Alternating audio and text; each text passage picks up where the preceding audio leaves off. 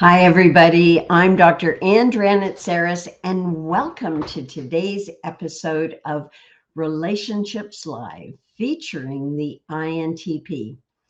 We're hosting Relationship Empowerment Month during the month of February, bringing insights to you for each of the 16 personality types and the 8 striving styles.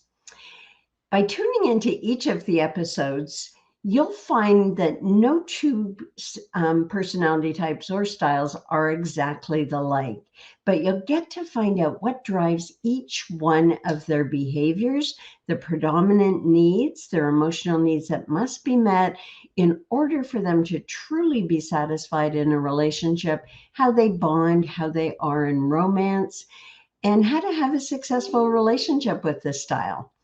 Plus, you'll have the benefit of understanding your personality type and why you behave the way you do in relationships. So let's start talking about the INTP. This is the introverted thinking function, meaning that most of what goes on is on the inside. They're very fascinating people because they have this intense desire to understand the world around them, not just understand it, but whatever grabs their interest, they must become an expert.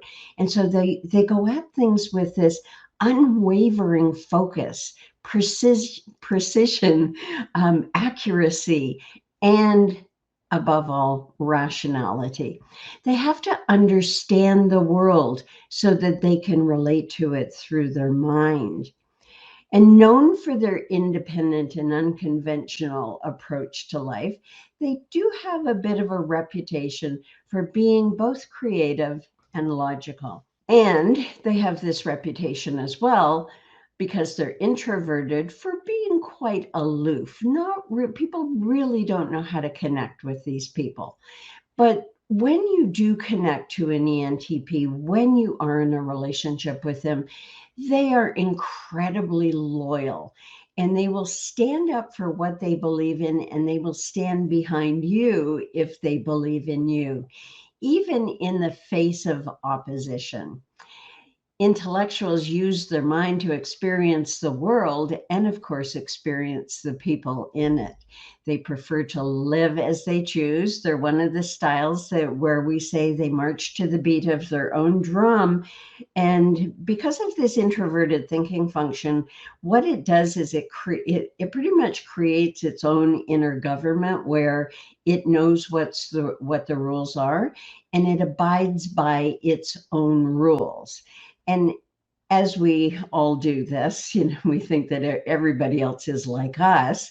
The INTP will believe that everybody else is self-governing in that same way that they are, and that they don't impose on other people, and they don't want anyone to impose anything on you. So these aren't the type of people that you're going to get to conform to what you want them to do, because they're conforming to their own inner standards, their principles, and as I say, this their own manifesto for how to live their life.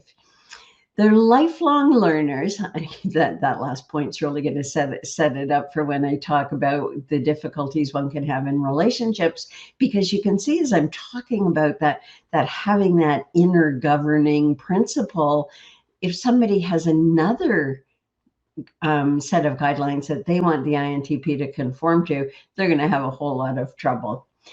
They live in their heads. These people love to experience their thoughts and their ideas and expand on them. And it's like they're having a love affair with knowledge that's much deeper than any personal relationship that they have with other people. So let's start with a few other things about our introverted thinking,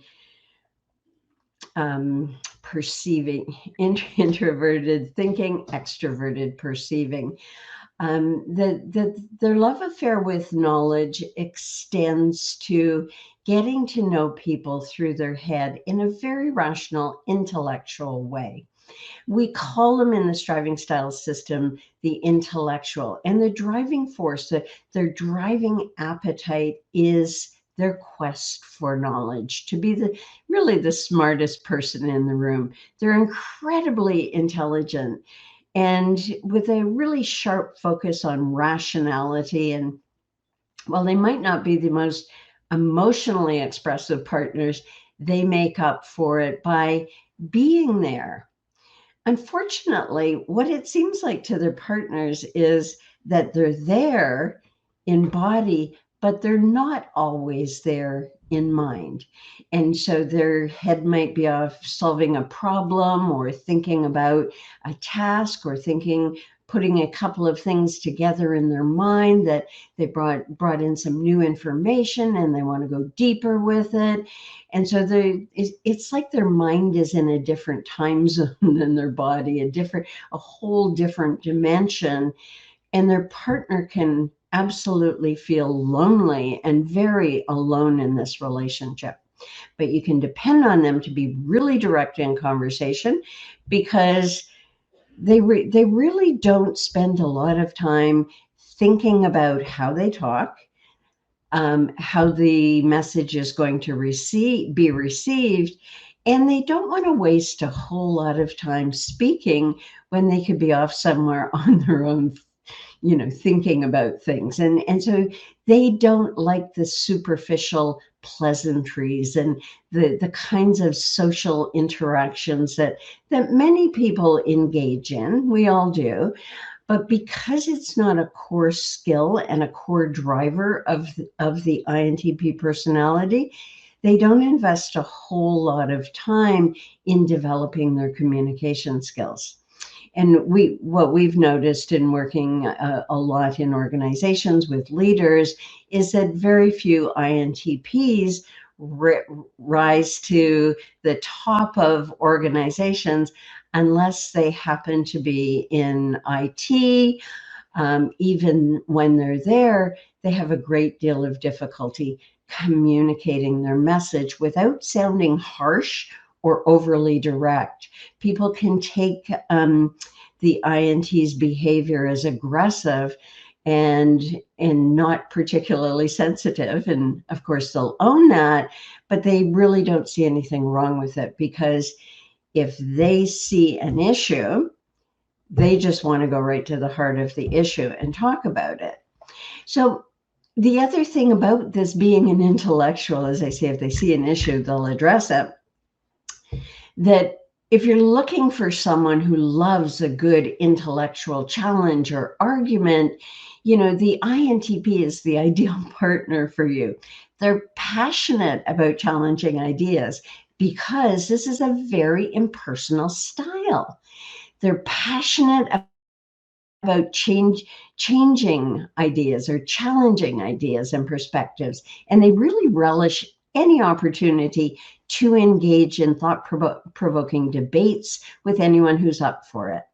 But the thing is, without really trying to be mean or hurtful, when they challenge others' ideas, especially their partner, they do.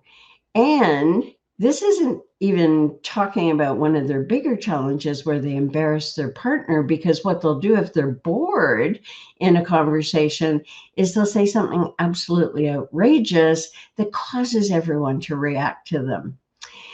And yes, their analytical communication style can be challenging at times, but it's important to remember this is not personal. It's simply a reflection of their preference for clear and concise expression. And of course, they're quite left-brained, and as they are introverted, they'll struggle to pick up on social cues or read their partner's feelings. But they make up for it in being accepting and open-minded, willing to learn and grow, because their personal development comes through understanding why it's important to grow and develop. It doesn't come from being told, you need to be, you need to hone in on your communication skills, or, you got to stop blurting like that. That embarrassed me. It doesn't come like that. They're not callous. They don't lack empathy. It's just, they don't think about it. It doesn't even come on their radar. They see the world through a different lens, one that values reason and evidence above all else. And while it's true they value their independence and an autonomy, this doesn't mean that they don't want to be in a relationship. They just don't want to be in a relationship with someone who needs them to be constantly chatting and talking and sharing or conforming. And conformity is the big thing, as I mentioned earlier. If the partner expects them to conform, they'll rebel because they don't know how to talk about it. They don't know how to problem solve. They don't have those skills, but they feel really threatened, and as though they're being told that their way of being in the world isn't okay. One of my clients, and I worked with this couple for a long time. She was an INFP, he an INTP, and she had a schedule for their children. Is not her core strength either, but she had a schedule that was going to work best for them raising their children. And she had to manage it, because left on his own, the kids would be up until midnight on a school night because he didn't see the point in following a schedule. And so you see the potential there for conflict.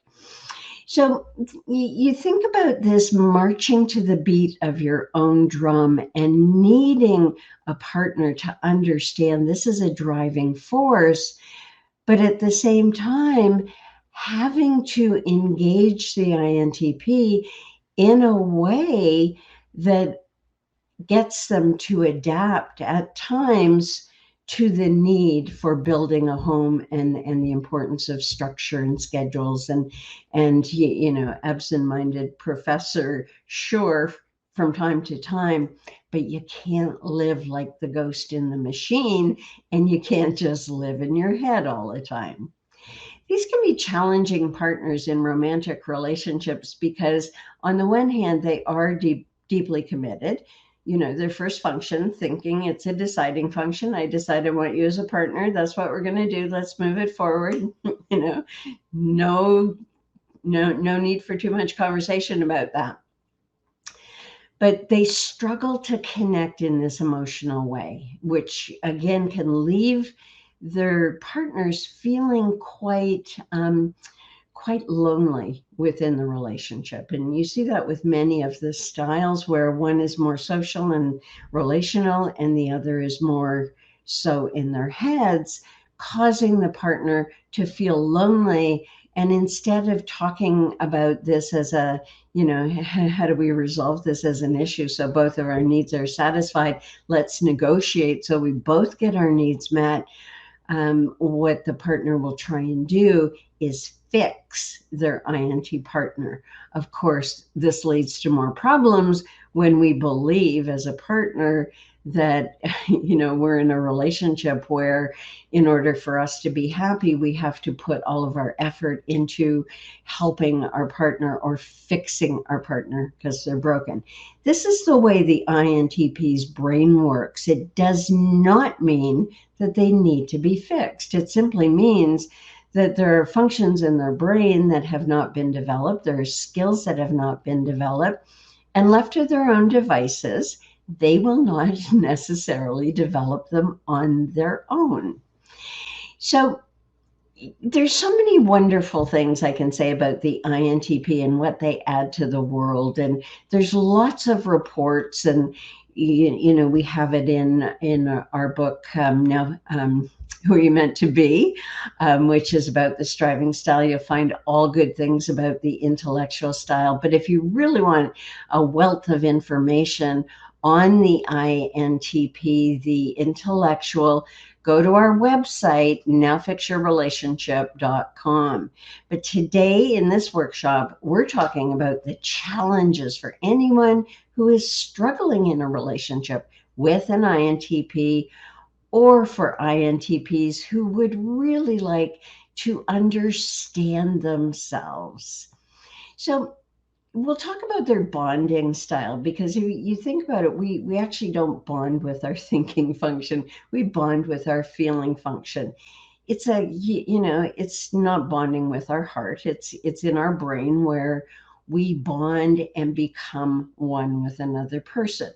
But what happens with the INTP is they have a great deal of difficulty, because bonding means being swallowed up. And that's their deepest fear, of not being able to live according to their own self-governance model. And so they tend to be avoidant and really try and connect with their intellect. And they have that tendency, as I said, to be more in the relationship in their head than they are in their body.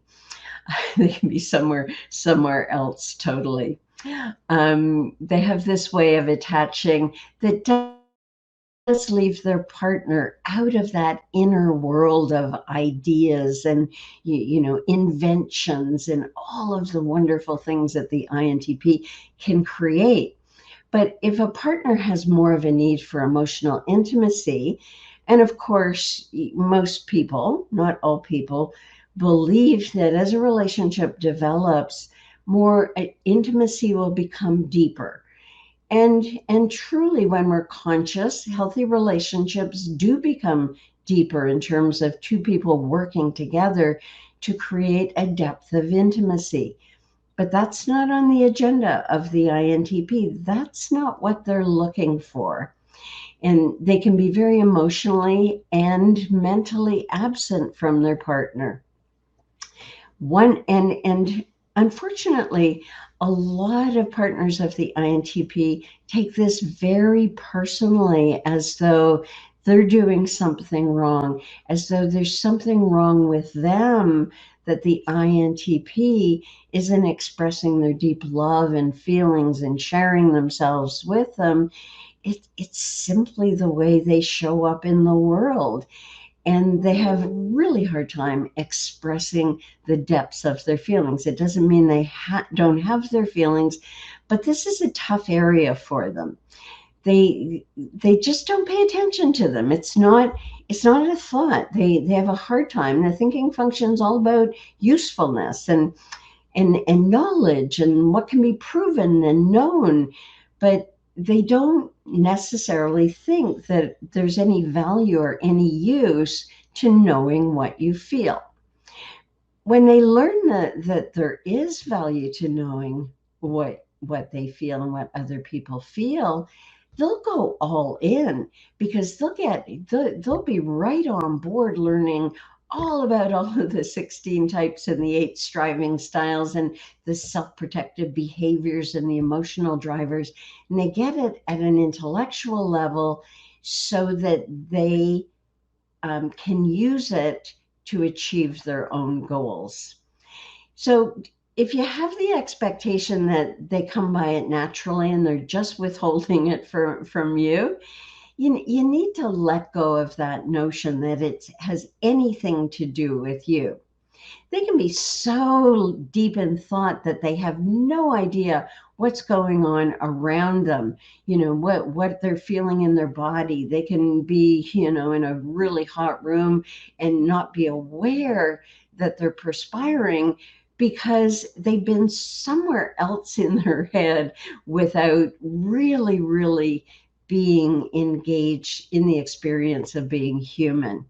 So it's not that they're intentionally neglecting themselves or their bodies, but it's just what their brain does when it is so tremendously focused that the rest of the world falls away. And unfortunately for their partners, they fall away too. So the mind is like the candy store for the INTP. Think of it like that. And they're in their own personal candy store, and they're lost in it and having to make a decision about what candies they want to have, and the rest of the world falls away. So here we're going to look at the challenges now. And it's, when we take the behavior of the INTP personally, most people, what they do is they get upset with them because they feel hurt by their behavior. They feel disrespected by their behavior. And when INTPs are approached with emotion, that's a trigger for them to withdraw. Because they have an avoidant attachment style, if you move in closer and just think of it as lessening the distance and the safe space between the two of you, they're gone. They're gone behind the wall. They're hiding out until you stop or run out of steam. They are gone. And you can feel ghosted, not heard, and even more upset, and not knowing what to do about it. So it's really frustrating in relationships, because the partners of INTPs don't recognize that by leading with emotions, you're leading to the place that the INTP feels most incompetent, and they're just not going to go there. So let's go to the challenges. Their first challenge is they can be incredibly dismissive of emotions. This is their codependent strategy. They would rather be solving complex problems than talking about their emotions. It's sort of like, you want them to ride a unicycle on a tightrope. It's like they're allergic to emotional discussions, and they'll do anything to avoid them. And their wall of aloofness is where they go, as I said. Their indifference and dismissive attitudes can make their partner feel like they're nothing. We have a saying that they can make you feel like you're scum on the bottom of their shoe or something like that. Where who are you? The lowest of the low. Why are you coming to me with these emotions?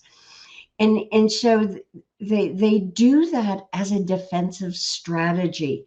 But if you react to it, you're their partner and you're reacting to this. This becomes part of the program. Part of the problem.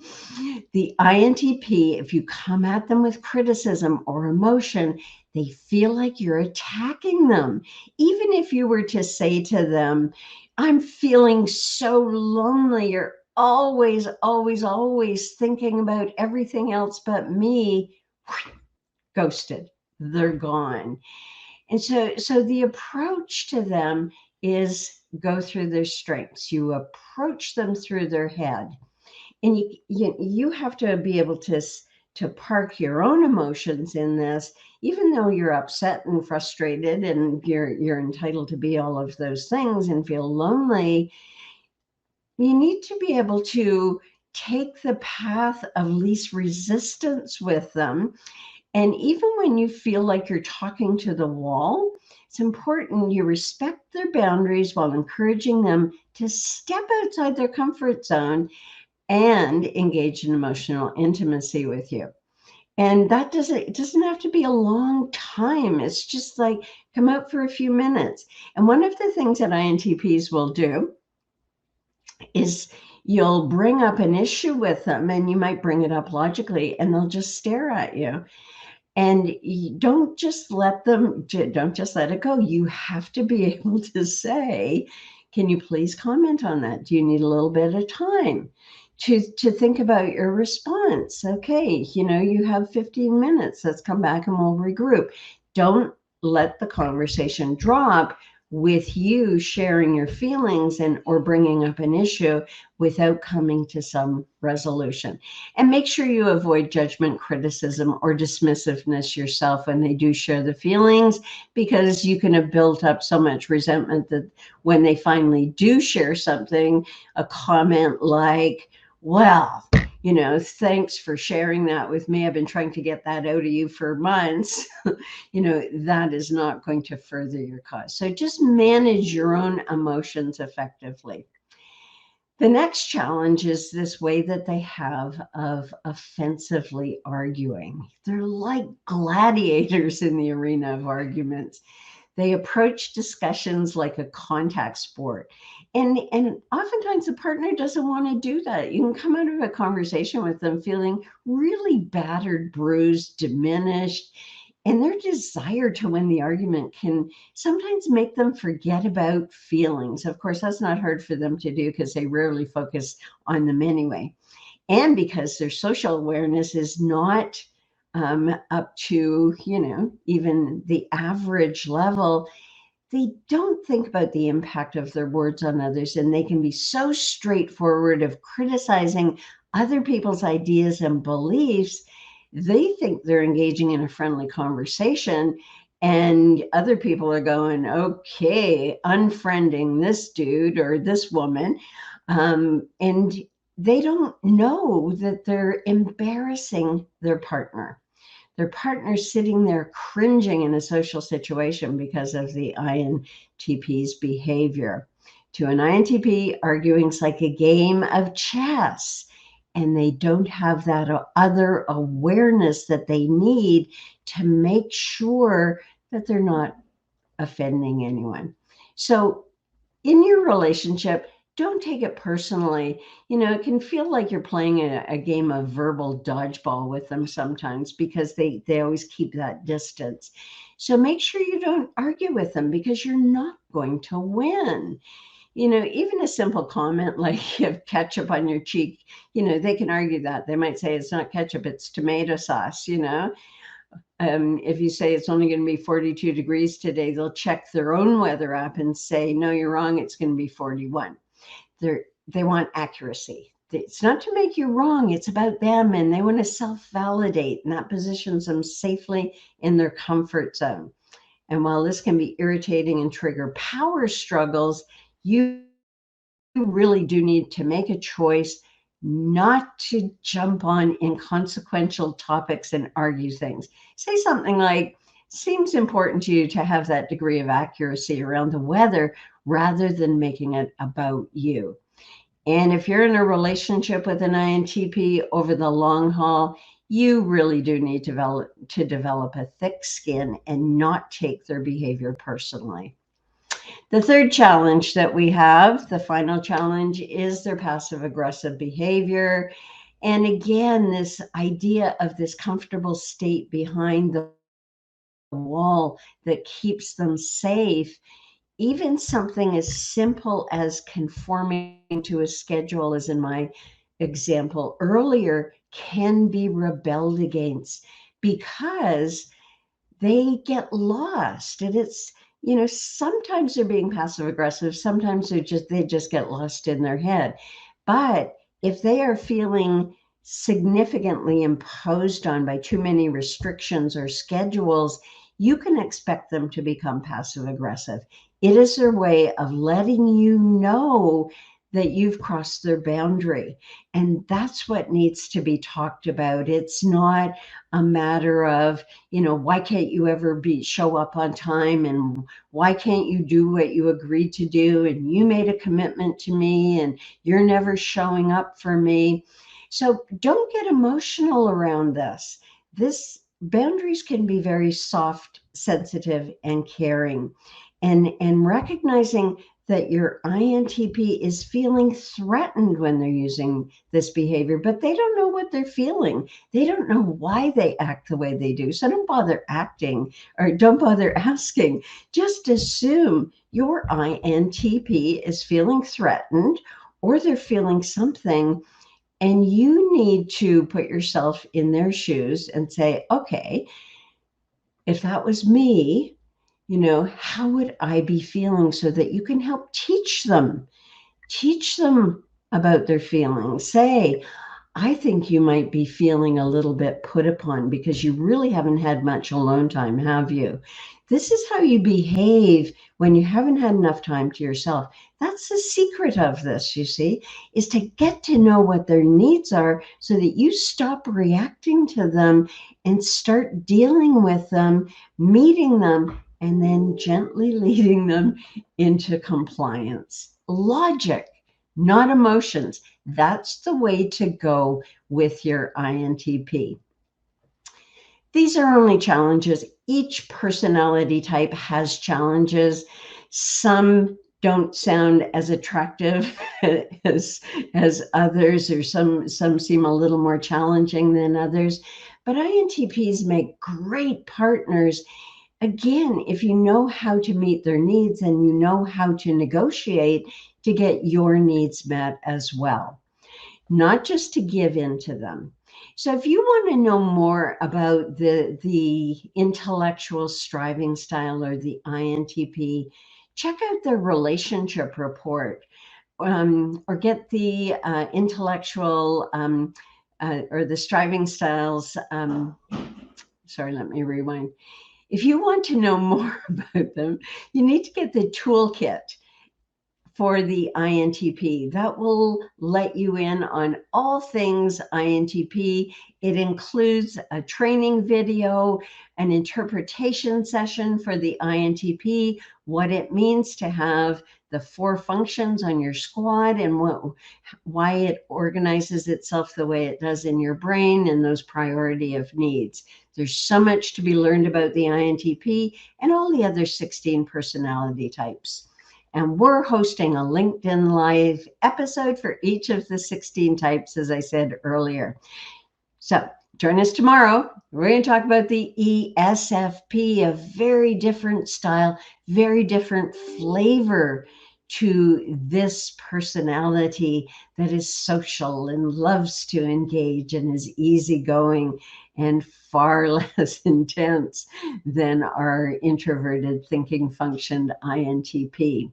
Got lots of resources for you. So if you can't make it to our live episode, hop on over to Now Fix Your Relationship. You'll get access to all of the posts and recordings. As well, you can check out our schedule for the month, because we intend on doing this series and then following up with another series of LinkedIn Live throughout the month of March. And if you're an INTP experiencing relationship issues, contact us for a consultation. Or if you're the partner of an INTP, you might want to do the same. I'm Dr. Dranitsaris. Thank you so much for joining me today and on other episodes of our LinkedIn Live. I look forward to talking to you tomorrow. Bye for now.